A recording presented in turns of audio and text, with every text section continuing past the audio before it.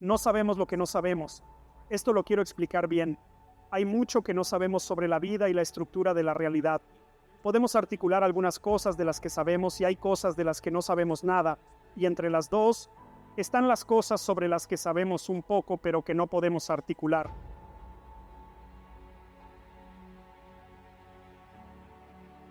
Por ejemplo, cuando discutes con un ser querido y está de mal humor, y está irritable y poco razonable, si sigues hablando a lo mejor de repente se enfada o se pone a llorar y al llorar descubre por qué estaba enfadado y no tiene nada que ver contigo, aunque tal vez tú fueras lo que provocó la discusión.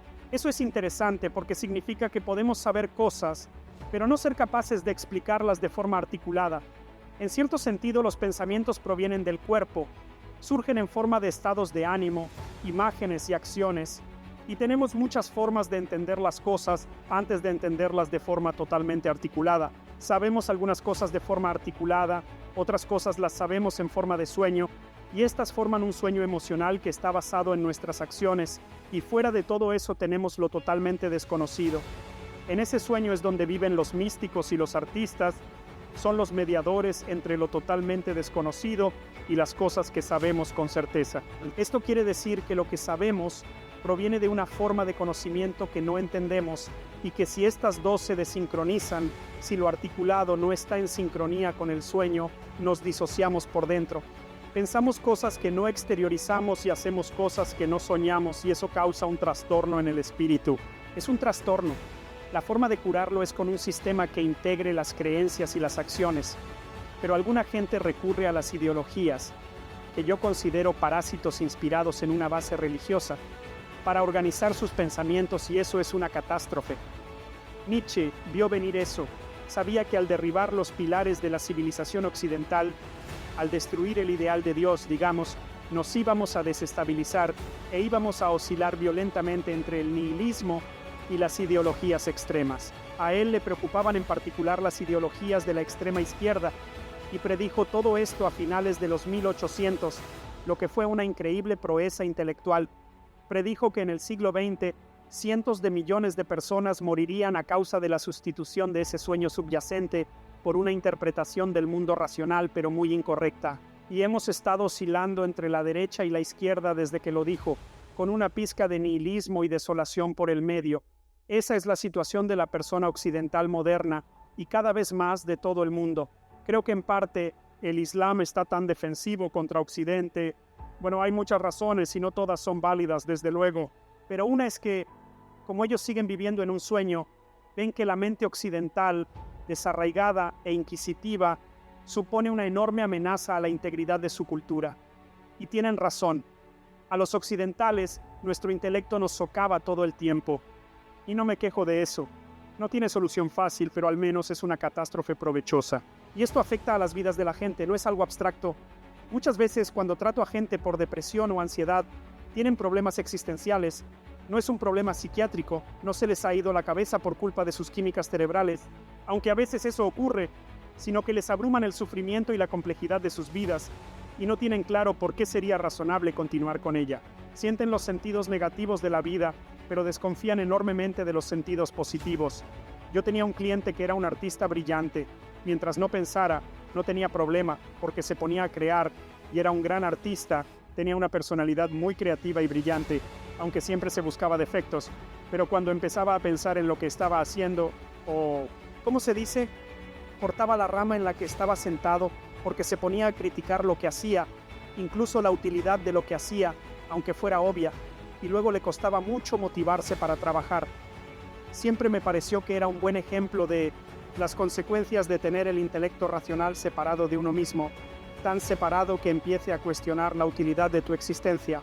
Y eso no es bueno, no es bueno. No es nada bueno porque no solo se manifiesta en las patologías del individuo, también en las patologías sociales, por eso la gente tiende a adoptar ideologías, y las ideologías me parecen, son como religiones tullidas, eso es lo que son. Son religiones sin un brazo y sin una pierna, pero andan a los pocos, y ofrecen algo de seguridad e identidad de grupo, pero están deformadas, manipuladas y retorcidas. Son parásitos de algo subyacente que es real y auténtico, por lo menos eso creo yo. Entonces es muy importante que solucionemos este problema. Creo que no hay nada más importante en el mundo y lo llevo pensando mucho tiempo, desde el principio de los 80s, cuando empecé a investigar en qué forma las creencias regulan la salud psicológica y social, porque es obvio que lo hacen por lo enfadada que se pone la gente si desafías sus creencias. ¿Por qué les importa exactamente? ¿Por qué importa tanto que todos tus axiomas ideológicos estén correctos al 100%?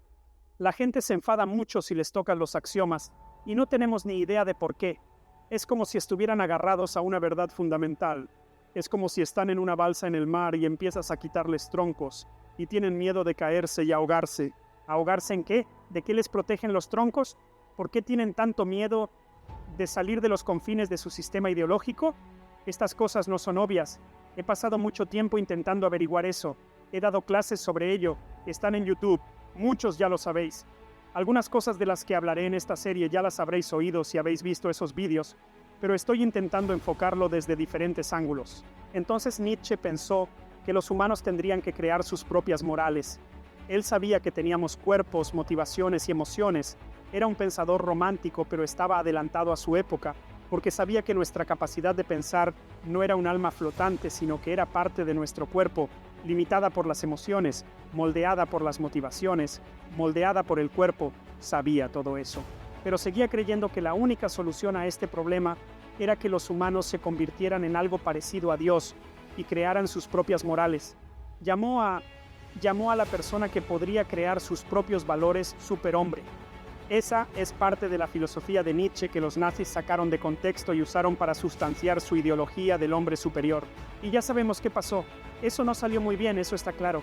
También he pasado mucho tiempo leyendo a Carl Jung, y a través de Jung y de Jean Piaget, un psicólogo de desarrollo, empecé a entender que nuestros pensamientos articulados provienen de algo parecido a un sueño, y que ese sueño lo moldean nuestras acciones. Siempre exteriorizamos cosas que no entendemos, sino no necesitaríamos la psicología, la sociología, la antropología, ni nada de eso, porque entenderíamos todo lo que hacemos, y claramente no lo entendemos. Somos mucho más complicados de lo que creemos. Nuestras acciones contienen mucha más información de lo que pensamos, y parte del sueño que rodea nuestro conocimiento articulado lo hemos extraído al ver cómo se comportan los demás y al contar historias sobre ello durante milenios, en las que extraemos patrones de conducta característicos a la humanidad e intentamos representarlos en parte con la imitación, pero también con el drama, la mitología, la literatura, el arte y todo eso, para representar cómo somos para poder entenderlo. Y el proceso de entender eso es lo que veo que se expresa en la Biblia, y es confuso, parcial, torpe, contradictorio y todo eso, lo que hace que el libro sea tan complejo. Veo en él la lucha de la humanidad para ir más allá de sus antepasados animales y tomar conciencia de lo que significa ser humano. Y eso es muy difícil porque no sabemos quiénes somos, qué somos, de dónde venimos, ni nada de eso. La vida es una cadena ininterrumpida que tiene 3.500 millones de años. Es una cosa increíble. Todos vuestros ancestros se reprodujeron con éxito durante 3.500 millones de años. Es absolutamente increíble. Salimos de la tierra y del barro y aquí estamos, conscientes, pero no sabemos nada. Queremos descubrir quiénes somos, así que una serie de historias que llevamos contando 3.000 años me parece que tendría algo que ofrecer. Así que al leer las historias de la Biblia lo hago con mente de principiante. Este libro es un misterio. ¿Cómo se hizo? ¿Por qué? ¿Por qué lo conservamos? ¿Cómo pudo motivar a toda una cultura durante 2000 años y cambiar el mundo? ¿Qué sucedió? ¿Cómo pasó eso? No es obvio para nada. Y lo que me molesta de la crítica despreocupada de la religión es que no se lo toman en serio, y es muy serio. A Jung le empezaron a interesar los sueños y empezó a descubrir la relación entre los sueños y los mitos, porque él veía en los sueños de sus clientes ecos de historias que conocía, porque sabía mucho de mitología y empezó a creer que el sueño era el origen del mito y que había una interacción continua entre los dos procesos, los sueños y las historias. Contamos los sueños como historias si los recordamos, y alguna gente siempre recuerda sus sueños 2 o 3 por noche. He tenido clientes así. Suelen tener sueños arquetípicos claramente mitológicos. Creo que es más común en gente creativa, por cierto, sobre todo si están alteradas al irse a dormir, porque el sueño aparece en la incertidumbre e interpreta lo desconocido antes de que lo entiendas. El sueño es donde se originaron los pensamientos, se podría ver así. Y al ser donde se originaron, no se expresa claramente, está haciendo todo lo que puede para contarte algo. Eso es lo que creía Jung, a diferencia de Freud, quien creía que teníamos sensores internos que ocultaban el mensaje de los sueños, pero Jung creía que el sueño hacía todo lo que podía para expresar una realidad que aún no estaba totalmente articulada. Porque piénsalo, los pensamientos se te aparecen en la cabeza, obviamente no tienes control sobre ello, pero ¿qué quiere decir eso? Los pensamientos aparecen en la cabeza. Menuda explicación de pacotilla, no vale para nada. ¿De dónde vienen? De ningún sitio, solo se te aparecen en la cabeza. Resulta que esa explicación no es muy sofisticada. Esos pensamientos que pensamos, ¿de dónde vienen? A veces son los pensamientos de alguien que haya muerto hace mucho. Igual que las palabras que usamos para pensar, las creó gente que murió hace mucho.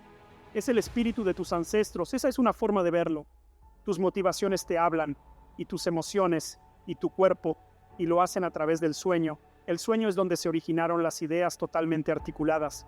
No salen totalmente formadas de la nada, tienen que desarrollarse, y Dios sabe cuánto dura ese proceso. Incluso para decir, soy consciente, hemos tardado. Los chimpancés no lo dicen. Hace 7 millones de años que nos separamos del ancestro común con los chimpancés, y ellos no tienen conocimientos articulados. Tienen muy poca capacidad para entenderse a sí mismos y para ser conscientes de sí mismos. Nosotros somos todo lo contrario, y tuvimos que averiguar todo esto por las malas durante ese viaje de 7 millones de años. Creo que parte de eso está representado y capturado en estas historias antiguas, sobre todo en las más viejas, en Génesis, por las que vamos a empezar. La naturaleza arcaica humana está encapsulada en esas historias y se puede aprender mucho de ellas. Por dar un ejemplo, la idea del sacrificio aparece en el Antiguo Testamento y es muy barbárica. La historia de Abraham y Isaac es un buen ejemplo. Dios ordena a Abraham que sacrifique a su hijo. No parece algo que un Dios razonable pediría. El Dios del Antiguo Testamento suele ser cruel y arbitrario, exigente y paradójico, lo que le da mucha vida al libro porque no lo editó un comité. Al menos no era un comité al que le preocupara ofender a la gente. Jung creía que el sueño era donde originaron los pensamientos y he expandido esa idea. He pensado mucho en que si tienes un sueño y alguien lo interpreta, y se puede discutir si una interpretación es válida, igual que si una interpretación de una novela o película es válida, es muy difícil determinarlo con gran precisión, y en eso tiene razón la crítica posmoderna. Pero mi observación es que a veces se puede extraer información útil y real de los sueños que la persona parecía no saber y le da un golpe de inspiración. Y eso quiere decir que descubrimos algo que une partes de esa persona que no estaban unidas antes, junta las cosas, como una buena historia o teoría, las cosas se juntan y una lucecita se te enciende. Esa es una forma de saber si un sueño está bien interpretado. Cuando yo estaba recién casado me peleaba con mi mujer, discutíamos de vez en cuando, y yo soy bastante cabezudo, así que yo me exasperaba, me enfadaba sobre lo que fuera, y ella se ponía a dormir, lo que me cabreaba muchísimo. Yo no podía dormir, me estaba triturando las uñas y ella estaba dormida a mi lado y me volvía loco. Y a veces ella soñaba, y por la mañana hablábamos del sueño y averiguábamos por qué estábamos tan enfadados y era muy útil, aunque fuera exasperante. Jung me convenció, me pareció que sus ideas sobre la relación entre los sueños, la mitología, el drama y la literatura tenían sentido, la relación entre eso y el arte.